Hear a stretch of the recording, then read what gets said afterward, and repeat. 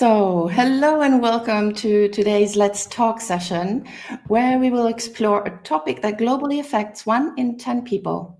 So, around 780 million people are dyslexic.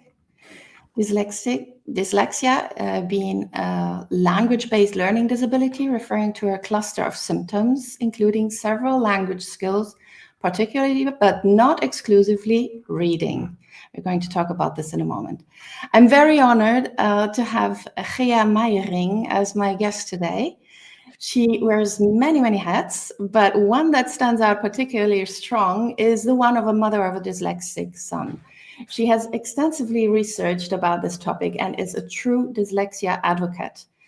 After seeing many kids and their parents struggling to find out why school wasn't going well, she wrote this amazing book. Maybe you can let it see. Show it quickly. Hacking the Code, the Ziggety Zaggety Road of a D Kid. But Gea, please. Yes, hello. Thank you for having me, Uta.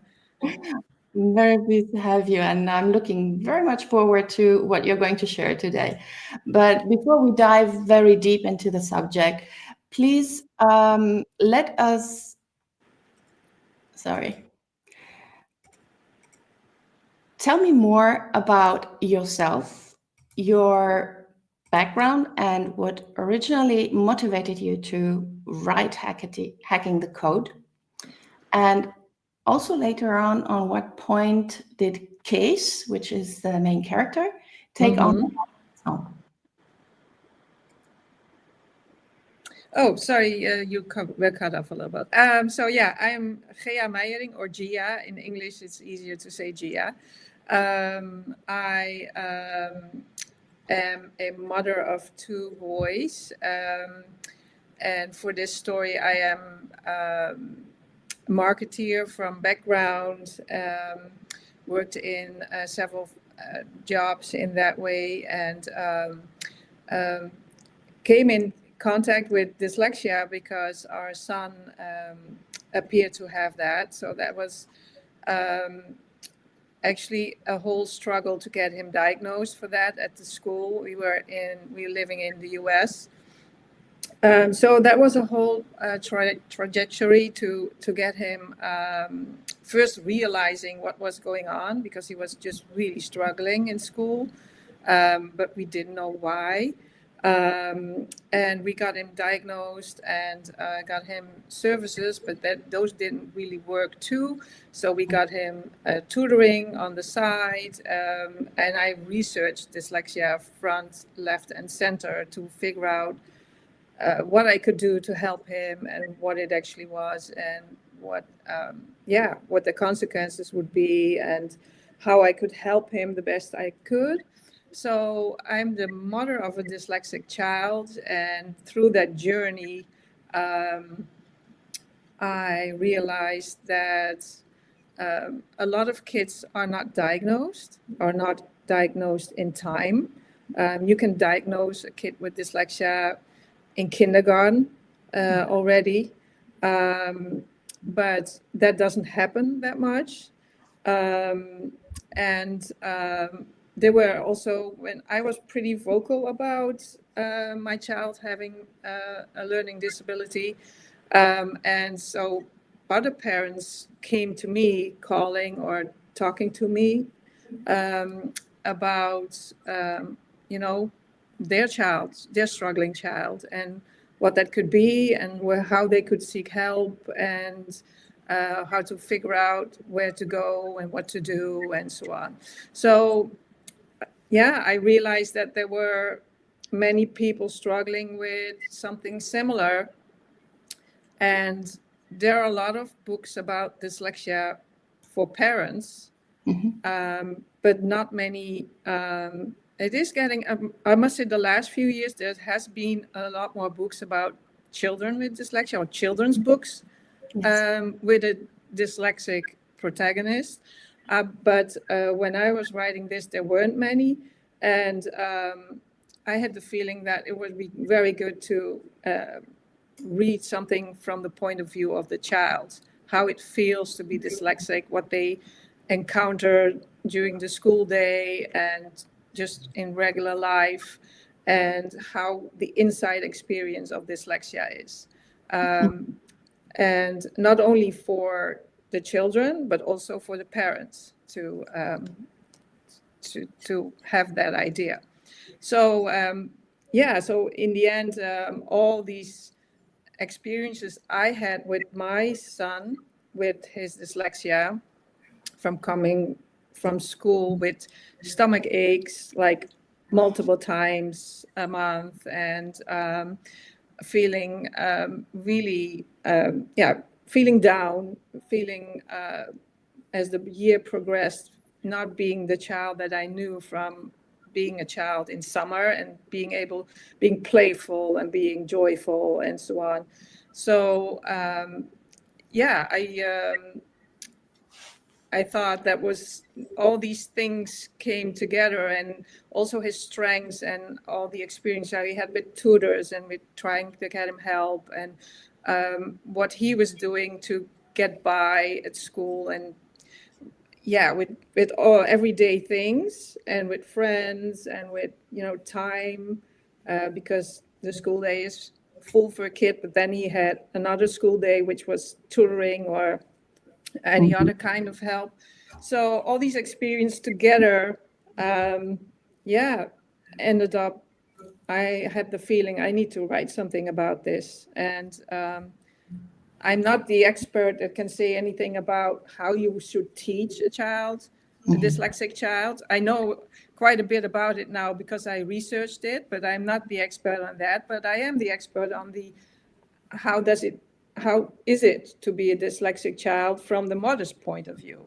So I decided to write a children's book where kids could read about themselves, where they recognize themselves and also think, oh, I'm not the only one here, and I'm not alone in this. Yeah. So, yeah. Absolutely. That's thank you very much for all this insight, because it's something that someone who reads the book, we don't know, right? Yeah.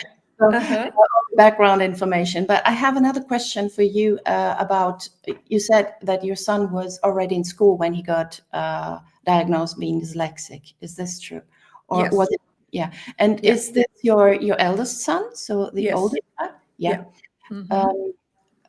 The reason why I would like to quickly point this out is because it's actually something that I encountered recently.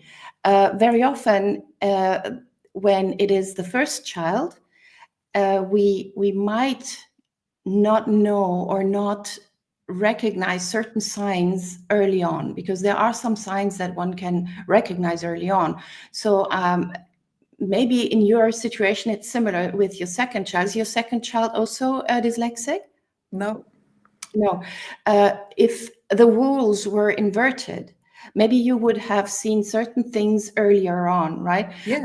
I'm just mentioning this because I came across this with some families that I help, and where also one child is dyslexic, and in many cases it's the older child, and this older child, girl or boy, get assessed when they start school, whereas at some point we found out, well, it would be helpful to know actually what kind of signs can be detected early on. Like, let me just mention one. There are several ones. We are both not the experts in this field, but we have some experience with this. So, for example, when a child has some troubles rhyming words, yes, or putting them in some kind of order, and gets all over the place and maybe runs away, etc., we can always, of course, think it is the character of the child, or they are just distracted, or they prefer doing something else. But especially when it comes to nursery rhymes, right? Yes. That doesn't need to be any complicated rhyme. Yeah. But when a child struggles with that early on, before going to school already, and consistently across languages, which puts me to the next question that I just came out now, because you're telling that you are living in the US, or that your children went to the US school in the US, but you are from the Netherlands, right? Yes. So your child or your children are both bilingual or multilingual. So Yes. there is also this component of being multilingual that comes into on the plate to be taken care of, and where many families who are multilingual families are raising their children with multiple languages, and then maybe think there is something going on and voice this with either teachers or doctors or other professionals, and they say, oh, well, but you just have to wait because your child is growing up with multiple languages. So this is something not only that, but also it will come. They will, it's a boy. It will come. Give them some time. All those things. Yeah. All these kind of things. And I think with the firstborns to be maybe diagnosed later on is quite a tendency that I observe, but maybe it's just this case. But I just wanted to share this and see what you think about this. But absolutely. Now there are many misconceptions about dyslexia that you address also in this book through Kees or Kees. Kees, yes. Everyday experiences, because the main character has a Dutch name. That is just Kees. Yeah. Kees. Maybe we can mention a few, but I would really like to talk about these misconceptions around dyslexia that you address in the book. Maybe you can mention a few of them. We don't have to tell. Yeah. Well, there's a whole list of misconceptions that are generally known, and one of them is, like you hear that all the time, is being lazy, or they're not trying hard enough. I mentioned in the book that Kees is trying twice or three times as hard to make his homework, or it takes him so much more time to learn his spelling words, or like he's doing multiple times the work that like quote unquote normal kids do, and doesn't get the results that even if he puts double the time in it, he doesn't get the results that that would warrant that double time or triple time spent on learning spelling words or doing any kind of homework or assignment that is in the writing or reading space. So so laziness is one, or not trying hard enough, or not working hard enough, which of course can be very frustrating. If you see your peers going to soccer, playing outside, doing play dates, and you need to spend a lot more time on your learning your spelling words, while your best friend is just glancing over them and he's done. He's like, okay, let's go play. It's not on it's on a weekly basis, those spelling tests. At least in the US they were. I don't know if they still do that, but they were a weekly basis thing. So laziness is one.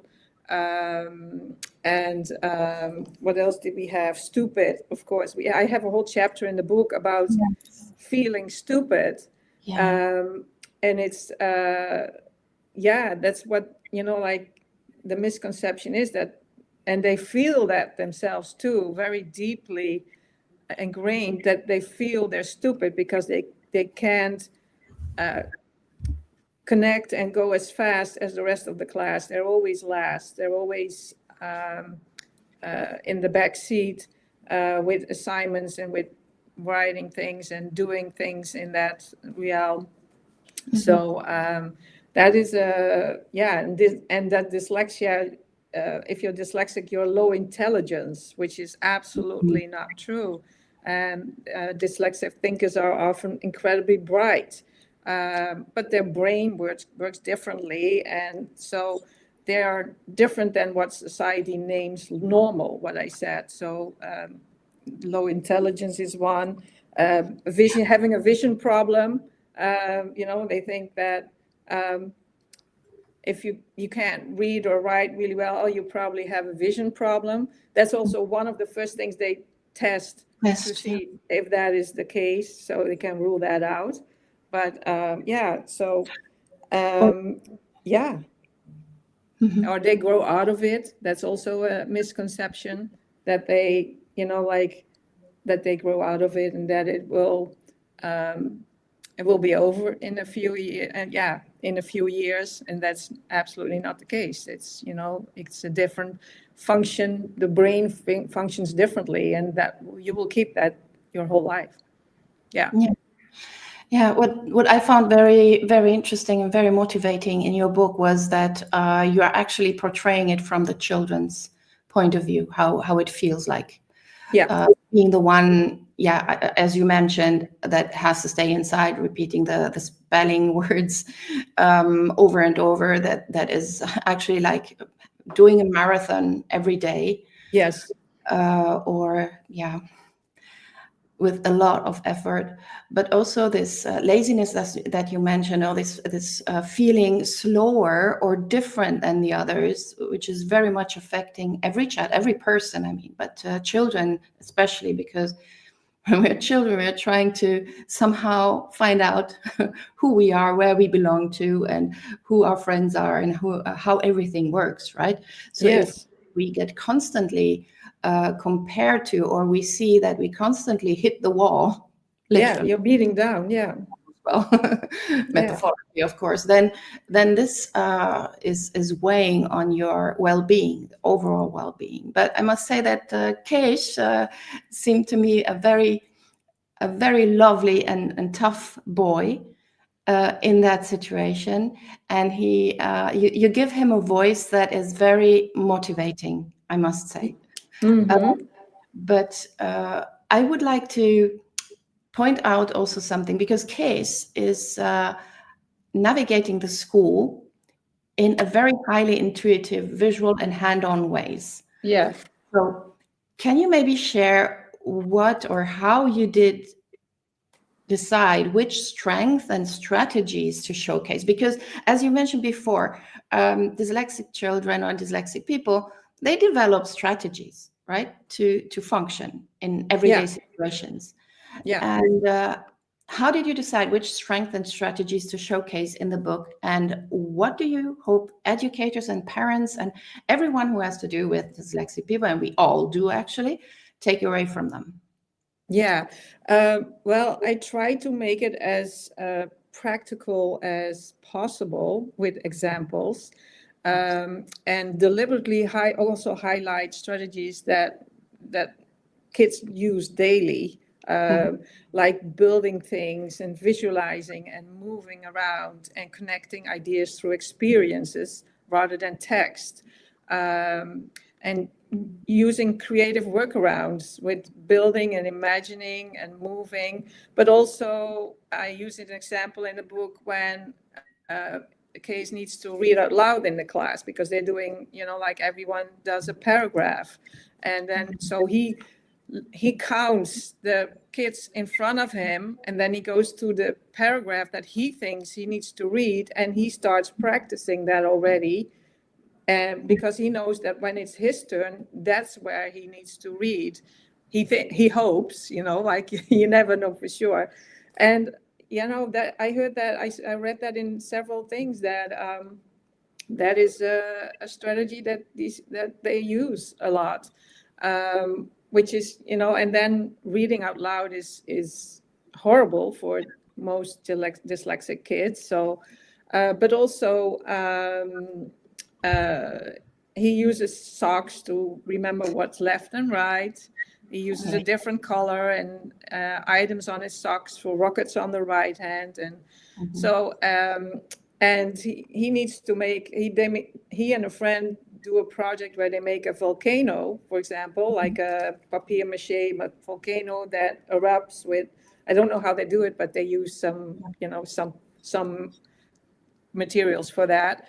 And his friend is very good at writing and he's good at building. So they decide that his friend is writing the report and he's doing the building of the volcano. Well, that's a great strategy, like to use the things you're good at and to outsource the things you're not as good at and someone else is better at. So, like his spelling test practice where he, like writes his spelling words in shaving cream or in the sand, or, you know, like all different ways to use the tactile feeling of how you write a word. And assistive technology, using speech to text to write something instead of, using pen to paper, but talking to it in a computer and making a first draft while using assistive technology. Those are all examples that Kees uses in the book, and there are probably a few more that I that I can't think, but so dyslexic kids have a lot of strengths, and they're not compensations, they're strengths. For educators, I would say expand beyond print when teaching. So use all methods available to you to teach, not only the written word. And for parents, don't try to fix your kid, because there's nothing to be fixed. Learn their code, learn what code works for them, and celebrate the way their brain works, and celebrate their strengths, and be a believer in the kids. Yeah, absolutely, and create this environment that is actually giving your child the possibility to understand, learn, and express also the way we can. In many different ways. It's not any less than. I think especially when our children are tested at school and they are not getting to that level, or there's something else going on, it's very often very daunting and challenging. So it's something to encourage parents. I think as parents we have so many doubts, and we want the best for our children, and we suffer with our children when something like that happens.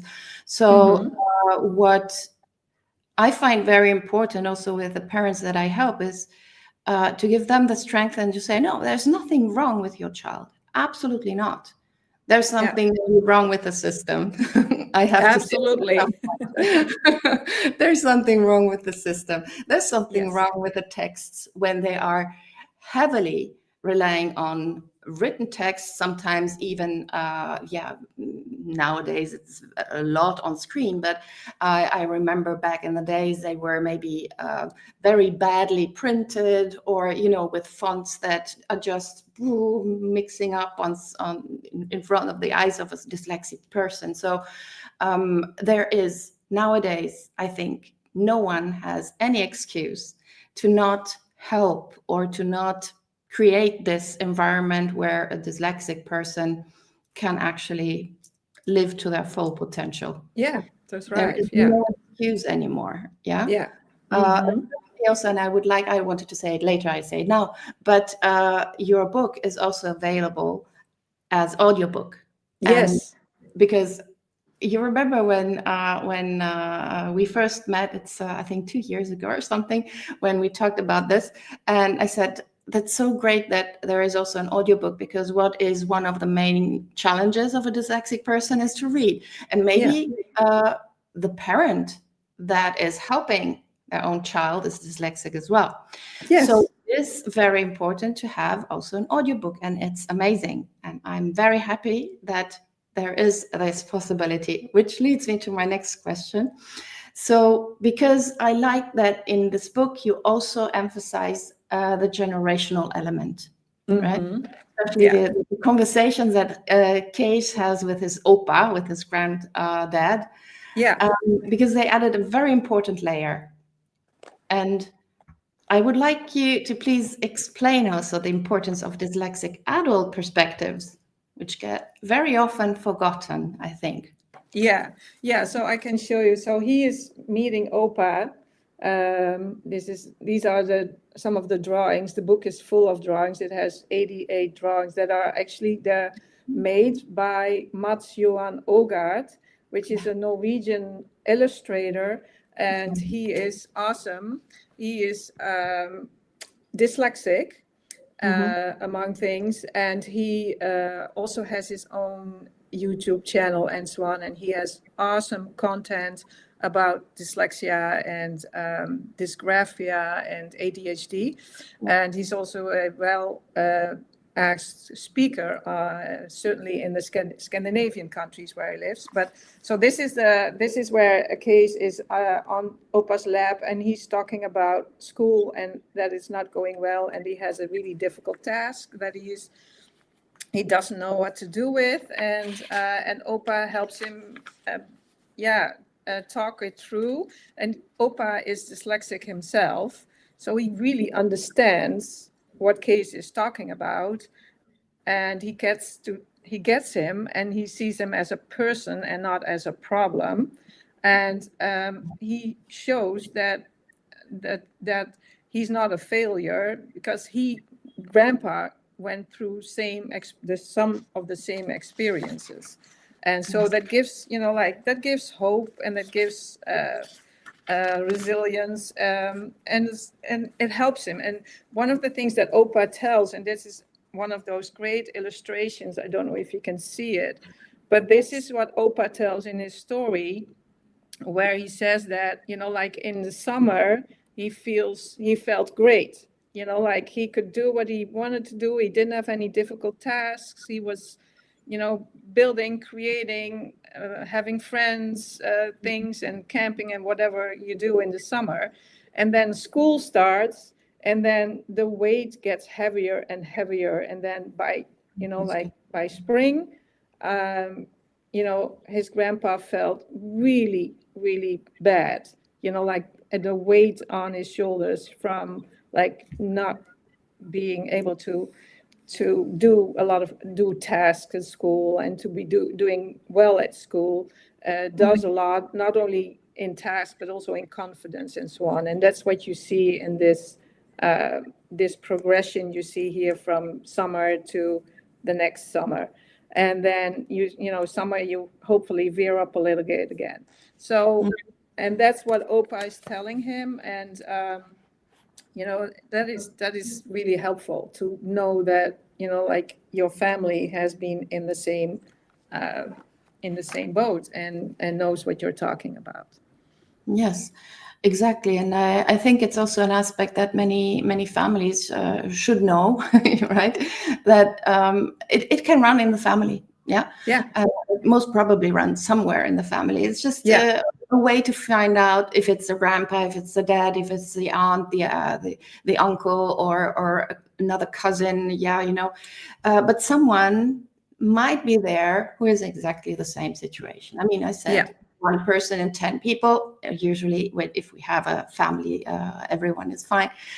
We might get up to 10 people or 20 or 30, and one other person might be there who has gone through exactly the same, more or less the same. Yeah.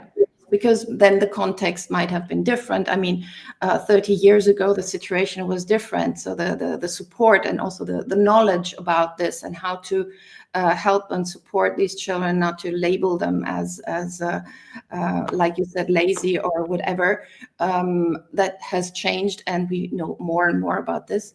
Yeah. Thank you also to your book. I must say, I found it. I wrote this review about it, and I reread it several times, and said, this is something that everyone who has to do with children, with people, also, if you are an adult in your team, there might be someone who is dyslexic, who is avoiding writing emails, prefers calling. Don't insist on emails, or who prefers maybe, taking over a certain task in the group, in the teamwork, instead of another. Be more sensitive about this, and use this person with the skills the person has, and not with what you might be considering more important for whatever reason. But this is something that goes beyond childhood. But I think it's really also a book. I know it's a book for what age range you mentioned between. It's initially middle grade, so 8 to 12, 8 to 10. Depends a little bit. it's for me, it's very hard to say which age range, because some kids that are in first grade already read Harry Potter, for instance. Or those are not the ones that, but they could read the book to understand what their friend is going through. But some kids read that, and some kids like don't even read Harry Potter when they're adults. So for that to say like what is the age group, but like in general, it's an illustrated chapter book, which is like normally read in from like 7, 8 till 11, 12, something like that. Or I might say up to 99. Yes. For the following reason, because as I mentioned before, I find it's a good read for everyone who doesn't know exactly what it means to be dyslexic, because you take them on a journey looking at the world through the eyes of a child that is dyslexic. Yeah. So if there is a teacher, a practitioner of whatever has to do with children, they should know what this means. I mean, there are a lot of movies and YouTube videos, etc., about this.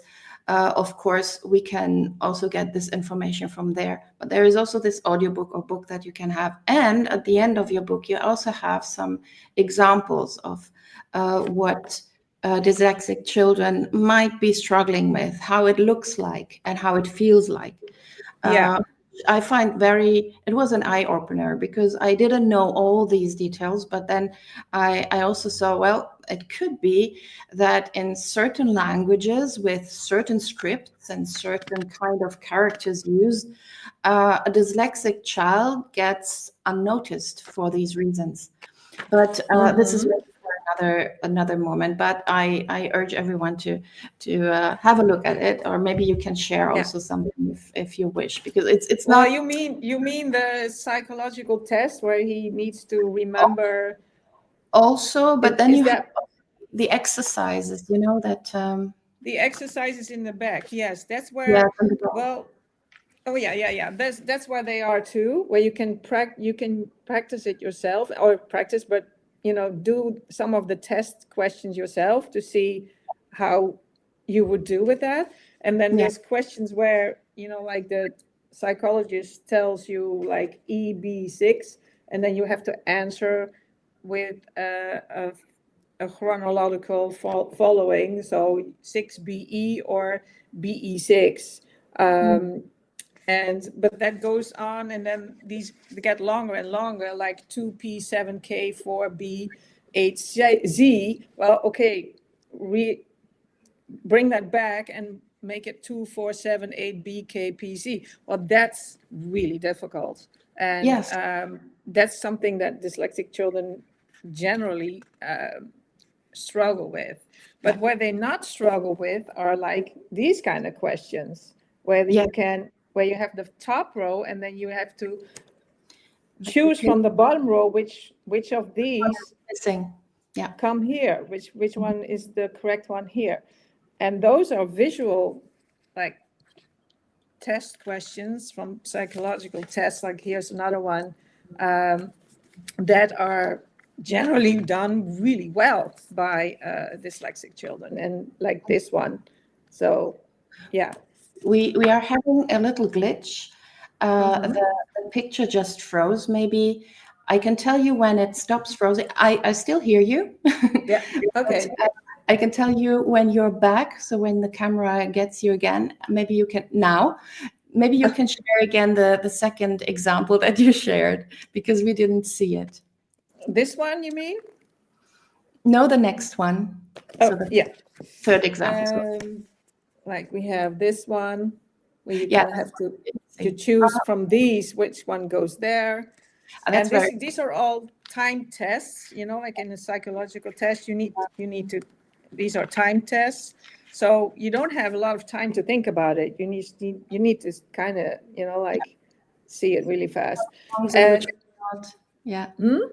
I found them very, very motivating. I said, okay, that's something amazing to add to the book, because it's not just a story. It's already amazing story for a child to read, or for a parent to read to the child, or to read with a child, or however we want to do it. But also with all these little tricks that you mentioned before, the strategies that he comes up with, or these examples at the end. I would like to quote quickly Josie O'Brien. Thank you, Josie, for following the live.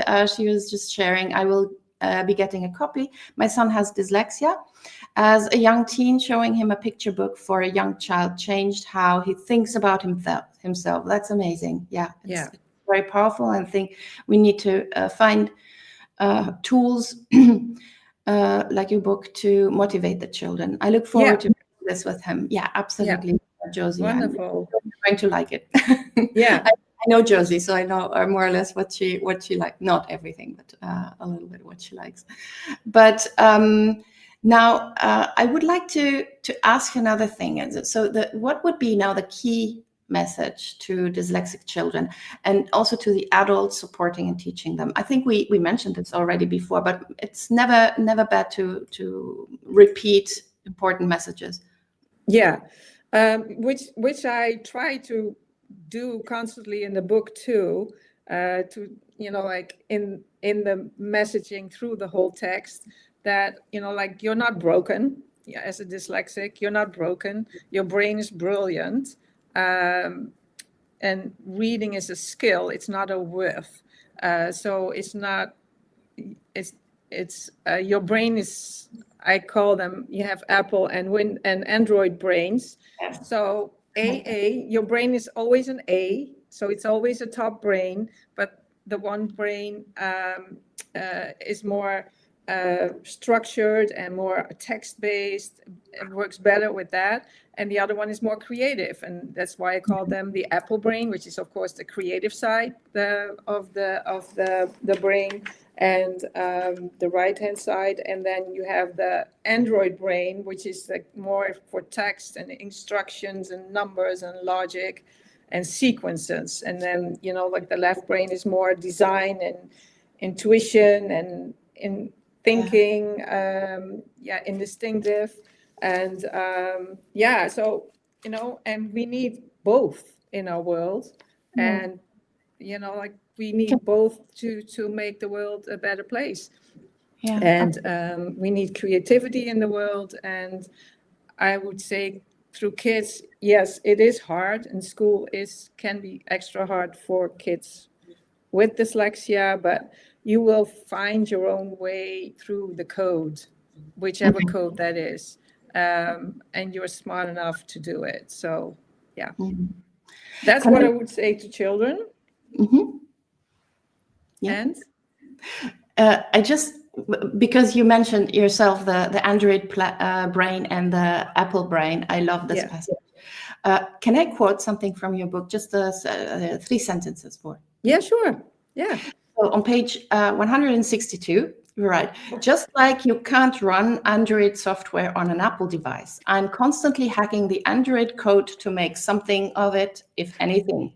I explained that to Mr. Lamares. Readers will find out who this is. The school needs to give lessons to those kids with an Apple brain in the right code. Simple. Yeah. He's explaining this in a certain way. Yeah, exactly.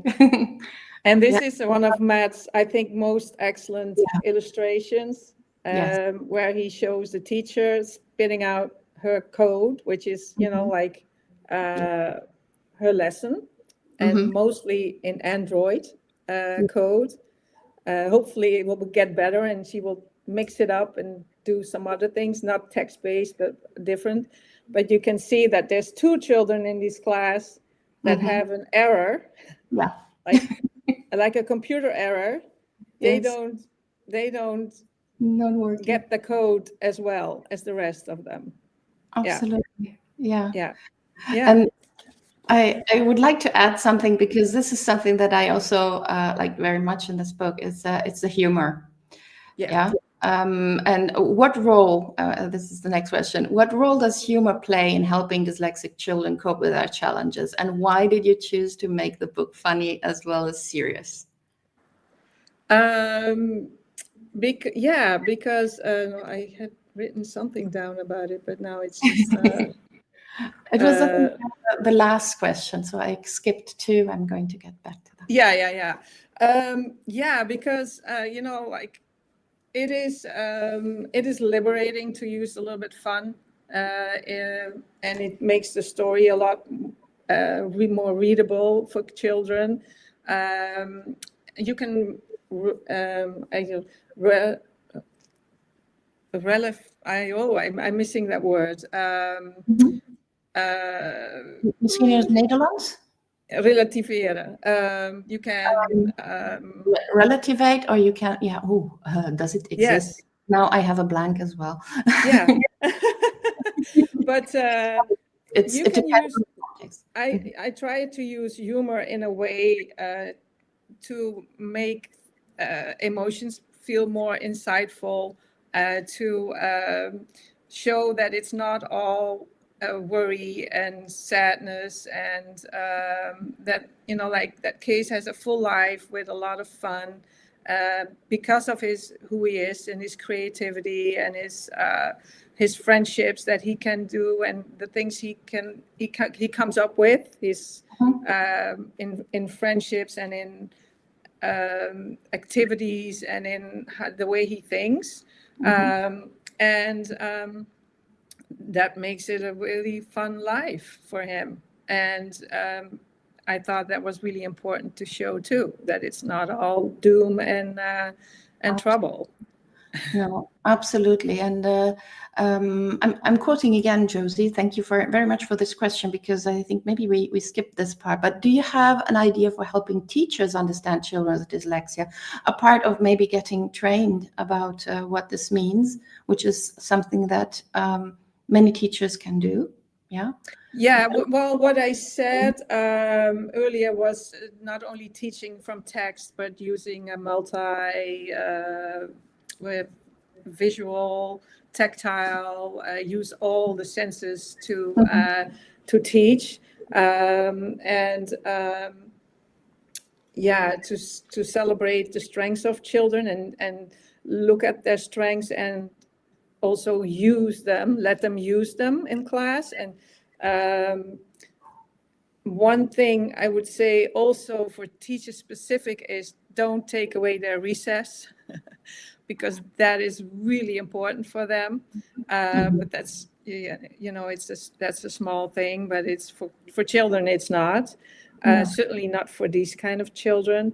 Like the learning, the phonological, like multi steps approach of teaching reading, of course, but like there's other people that are much more better versed in how you should do that, and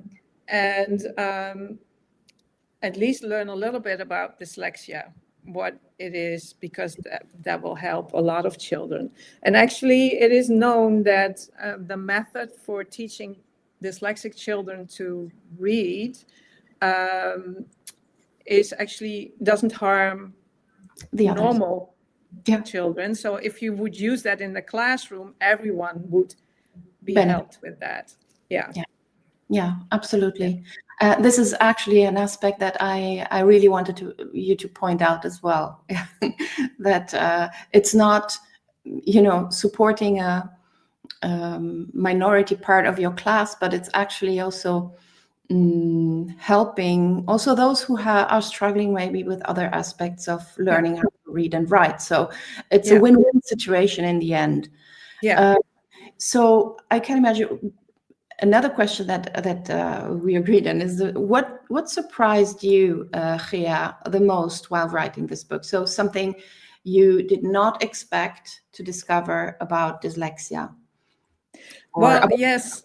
That's a very interesting one, because for me, it turned out I didn't expect this when I started out writing this book. I really wanted to help other people. That's why I wanted to make this story.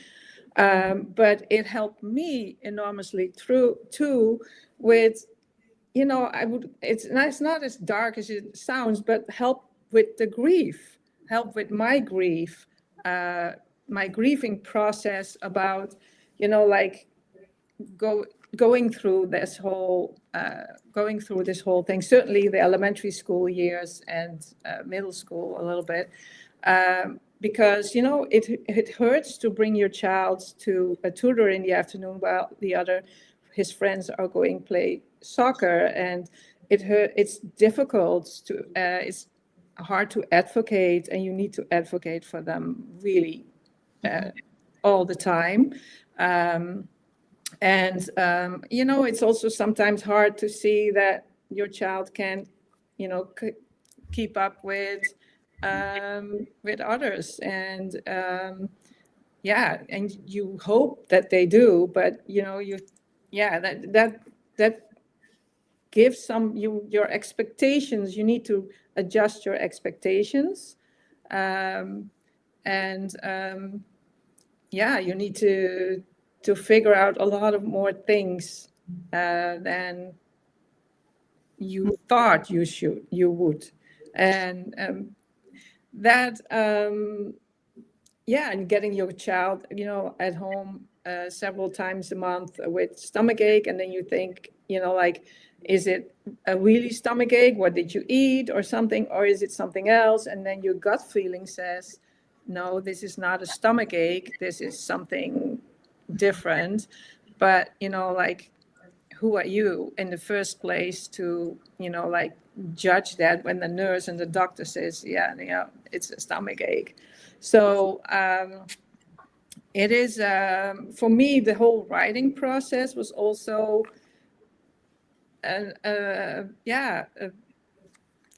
letting go of a lot of these things and writing it down, which like always helps. Journaling helps, but this was for me a way to work with that, to deal with that. Yeah, and to process maybe also the different stages that you went through. And I find it important what you mentioned with grief, because I talked with someone else and I said, why grieving? No, that has nothing to do with it. It does, because we all imagine that our children will have a beautiful life and they will have it better than us, and that the situation now is better than any time before and whatever. And then when we encounter certain difficult situations, a whole world just crumbles down, and we try to rebuild it from scratch. And then we, as you say, you become advocate of your child. You need to defend your child. To be the lioness. I always said I'm like a lion, maybe for my children, for everyone actually that I care about, and to really be this mom in armor. Fighting for the rights of my child to have the same education, the same kind of situations that everyone else. Yes. So that is something that many parents don't know, or that they are afraid of, or maybe it's stigmatized in some cultures even more than in others. This would lead us way too far away. Oh, Josie is just saying, yes, I agree. The grief of giving up the idea you have about school for your child, it's very difficult. It is. Yeah. But it's also something, I think, once you have hit that, I wouldn't say rock bottom, because I think rock bottom is much deeper, I hope. But when you realize that and you say, okay, these people cannot help my child, but I can create at home the environment that my child needs. And I can give at least at home the safe place with a grandparent, for example, or an aunt or someone else who has been there. So to expand this thing that it's okay. It's okay to struggle with something like that, and to need something else to get where the society or the system needs you to be in order to get a qualification, be able to be recognized in society, and be able to work in society. I mean, there are so many very famous people that one could quote, and I would like to refer also to your Instagram account. Mm-hmm. Where you also share a great posts about important people. Important, I mean, we are all important. I mean, famous people who are dyslexic. I just had to think about who else was that? I think a rapper. You had a rapper somewhere, but it is. So I would like to lead you to follow her, follow Gea on Instagram at hacking.the.code. Yeah. And get inspired by all that she's sharing over there, because it's amazing. Yes. And this said, I would like to now maybe think a little bit about the readers or the children or the teachers who have been reading your book, right?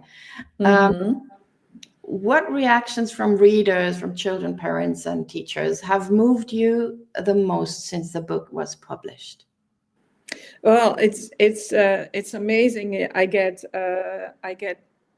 DM. I get reviews. The reviews on certain book stores. Like the big one, and also Goodreads and others where people, say like, my child totally recognizes themselves in it, and or a parent that writes, now I really start to understand what my child is going through.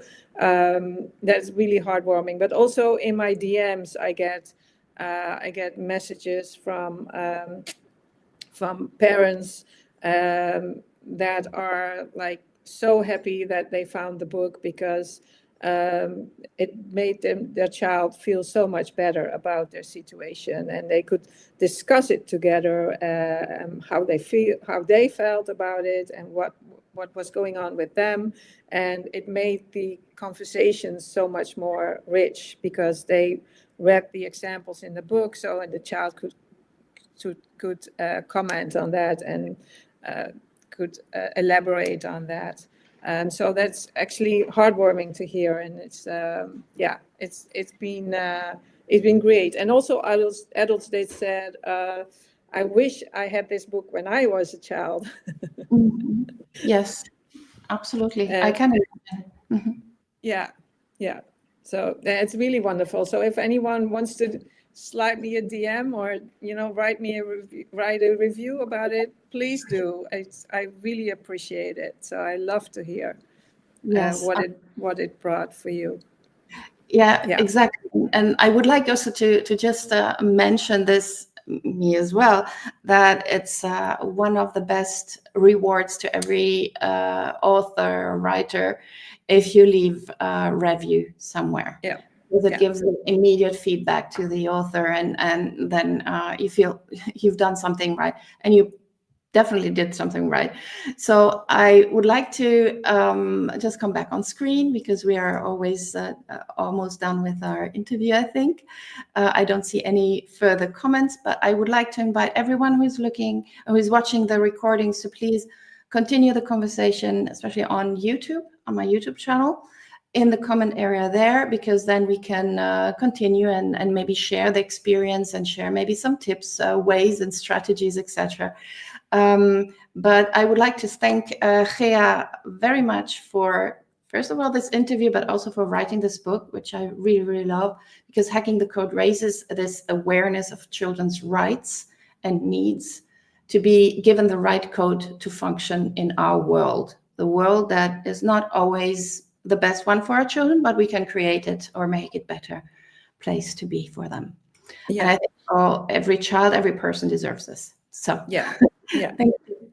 thank you very much for taking the time to share about your book today. And I hope if someone is following this, we are right before Christmas. If you're looking for something to read that is really amazing, also for adults, I really enjoyed it. And I don't have a dyslexic child, but I know many dyslexic children. So I really recommend it. So thank you very much for having me, Ute. It was really nice. Thank you, Val. It was a pleasure. So bye, everyone. It was nice having you. Thank you, Josie. And I wish you a very nice and peaceful season. Goodbye.